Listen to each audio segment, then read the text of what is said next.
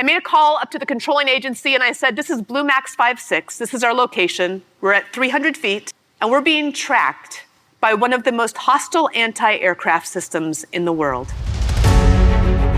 And as I waited for their reply, the sound in my helmet changed again. Now we were no longer only being tracked, but we had been acquired by the most lethal anti-aircraft system in the world.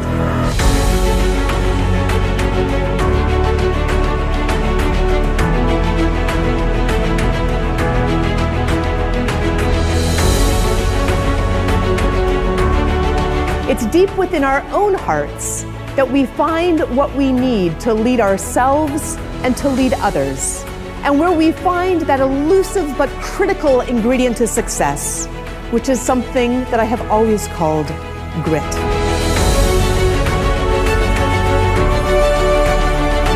I like to think of grit as accessible not only to attack helicopter pilots and military pilots and big mountain climbers. I like to think that grit is something that is innate to every single one of us. Grit is something that you can find at the intersection between your core purpose and your passion.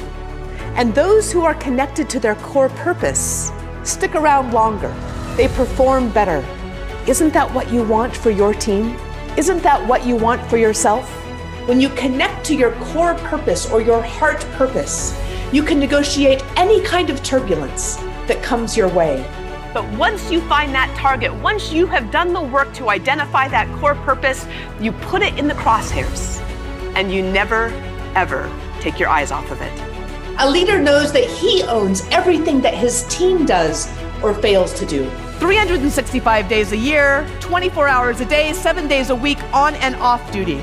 You always represent your company. You always represent your product. And that's part of the excitement of the courage of ownership.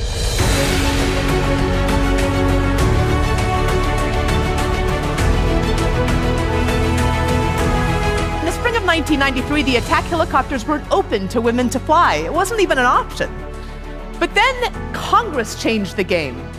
And just after graduation, they lifted the combat exclusion clause, and suddenly all aircraft were open to women and men to fly. And I thought that the sky was the limit. This is a picture of our graduation class from flight school. The front row are the honor grads. And I made very sure that there would be a skirt in that front row.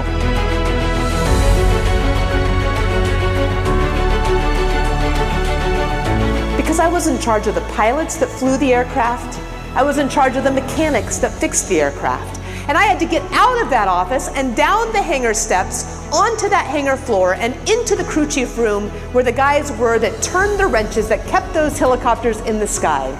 Because I knew that our helicopter only held two, but that there was a team that launched that helicopter.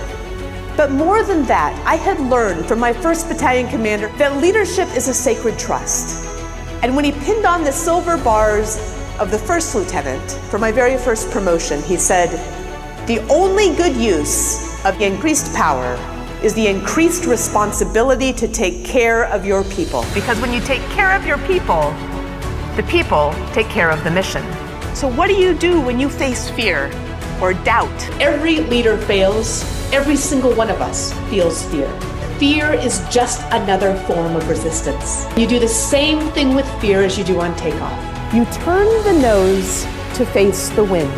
And when you use it the right way, the resistance will help you to rise.